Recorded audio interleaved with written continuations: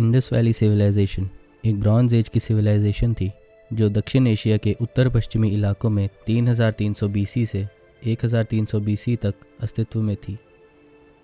Ancient Egypt और Mesopotamia के साथ यह सबसे पुरानी सभ्यताओं में से एक थी। यह सभ्यता बाकी दोनों की तुलना में सबसे विशाल थी। यह अफ़गानिस्तान से लेकर तकरीबन पूरे पाकिस्तान और भारत के उत्तर पश्चिमी क्षेत्रों में फैली हुई थी। यह सिंधु घाटी की नदियों और घग्गर हाकड़ा की बरसाती नदियों के आसपास उभरी। इंडस वैली सिविलाइजेशन के शहरों को उनके प्लानिंग, पक्के ईंट के घर, सीवेज सिस्टम, बड़ी इमारतों, हस्तकला और धातु विज्ञान के लिए जाना जाता था। मोहनजोदारो और हड़प्पा में 30,000 से 60,000 की आबादी होने की संभावना है। इसके चरम सीमा के दौरान सभ्यता में लगभग 10 से 50 लाख व्यक्ति शामिल हो सकते हैं। लेकिन फिर वो शहर जो कभी जीवन से भरे हुए थे और अत्यधिक संपन्न थे, आने वाले समय में सदियों के लिए खंडहर में तब्दील हो गए। इस सभ्यता के अंत की ऐसी शुरुआत हुई कि 3000 सालों तक किसी को इसके वजूद में होने का आभास तक नहीं हुआ। लेकिन सबसे हैरान करने वाली बात तो यह है कि हम अभी भी नहीं जानते कि यह सिविलाइजेशन क्यों और कैसे समाप्त हुई। उन लाखों लोगों का क्या हुआ।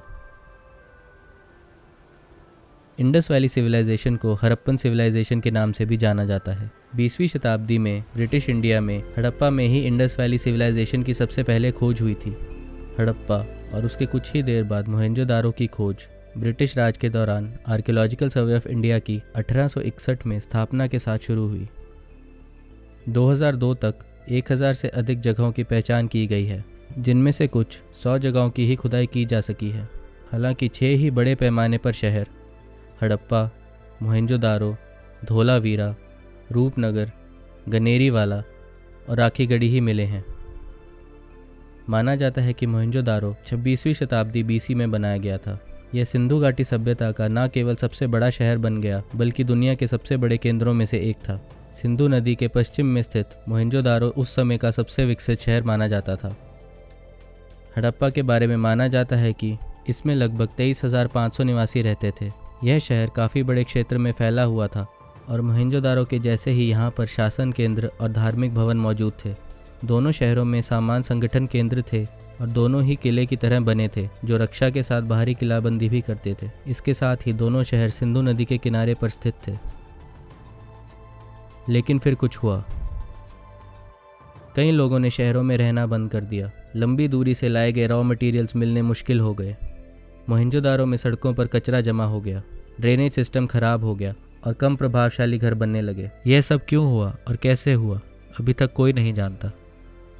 हालांकि कई थ्योरीज हैं जो स्कॉलर्स द्वारा दी गई हैं, उनमें से कोई भी पूर्ण रूप से स्वीकार नहीं की गई है।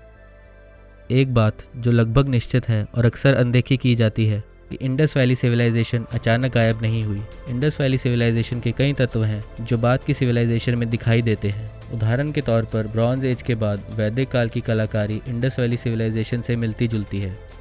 फिर अन्य पहलू भी हैं जो बहुत अनिश्चित हैं। ज़्यादातर स्कॉलर्स ने सिविलाइजेशन का पतन क्लाइमेट चेंज, अकाल और सूखा बताया, जो कि 4.2 किलो ईयर इवेंट से लाया गया था। यह इवेंट धरती पर सबसे भयानक क्लाइमेट चेंज था। इंडस वैली के साथ साथ इस इवेंट ने इजिप्शियन एम्पायर, मेसोपोटामिया के एक्काडियन एम्पायर और चाइना के लियांगत्सू एम्पायर के पतन की भी शुरुआत की थी। क्लाइमेट चेंज से इंडस वैली का तापमान काफ़ी कम हो गया था और मानसून के ढंग से ना आने के कारण 1800 BC में सूखा पड़ने लग गया था। घग्गर हाकड़ा नदी मानसून पर निर्भर करती थी और जैसे जैसे मानसून कमज़ोर पड़ता गया वैसे ही घग्गर हाकड़ा नदी भी सूखती गई, जिसकी वजह से खेती बाड़ी बहुत मुश्किल हो गई। सूखे ने पानी के सप्लाई को कम कर दिया, जो सिविलाइजेशन के खात्मे का कारण बना। ज़्यादातर आबादी इस कारण पूर्व की ओर चली गई। इंडस घाटी के निवासी मुख्य रूप से मानसून पर निर्भर रहते थे, क्योंकि उस समय सिंचाई के उपकरण विकसित नहीं किए गए थे। जैसे जैसे मानसून कम होता रहा, कृषि के लिए बहुत अनिश्चितता बढ़ती गई। निवासियों ने पूर्व में गंगा नदी की ओर जाकर बसना शुरू कर दिया, जहां उन्होंने छोटे गांव और अलग खेतों की स्थापना की। 2200 BC में धोलावीरा में और साथ ही 2700 और 2900 BC में कालीबंगा में आए भूकंप के भी सबूत मिले हैं। सूखे के साथ साथ भूकंप और साथ ही घग्गर हाकड़ा के सूख जाने ने इंडस वैली सिविलाइजेशन के खत्म होने में योगदान दिया होगा। कुछ विद्वानों ने सुझाव दिया कि वनों की कटाई भी एक कारण हो सकती है। सभ्यता के लोग ईंटों को बनाने के लिए और तांबे को गलाने के लिए लकड़ी को ईंधन के रूप में इस्तेमाल करते थे। इसके अलावा भेड़ और बकरियों के झुंडों ने चरकर हरियाली को ख़त्म कर दिया होगा। लेकिन इन कारणों से सभी शहरों का अंत नहीं हो सकता था। बाढ़ या एक नदी के सूखने का केवल कुछ जगहों में ही प्रभाव पड़ेगा, लेकिन एक विशाल सभ्यता पर नहीं। कुछ आर्कियोलॉजिस्ट्स का ये भी मानना है कि आर्यंस, जो उस समय सेंट्रल एशिया के इंडो यूरोपियन ट्राइब थे, उनकी वजह से इंडस वैली सिविलाइजेशन का पतन हुआ। मोहनजोदारो के पास 37 स्केलेटन्स का मिलना और वेदों में युद्ध के बारे में लिखा जाना सबूत के तौर पर दिया गया, लेकिन काफ़ी स्कॉलर्स इससे सहमत नहीं हैं। ये स्केलेटन्स इंडस वैली के ख़त्म होने के काफ़ी बाद के थे और शहर से काफ़ी दूर मिले थे।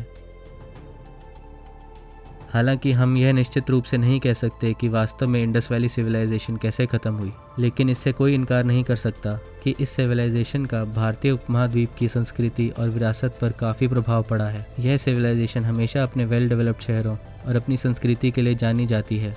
हालांकि हम यह नहीं जानते कि यह इसके अंत तक कैसे पहुंची, लेकिन शायद किसी दिन हम इसके गहरे रहस्य को उजागर कर पाएंगे।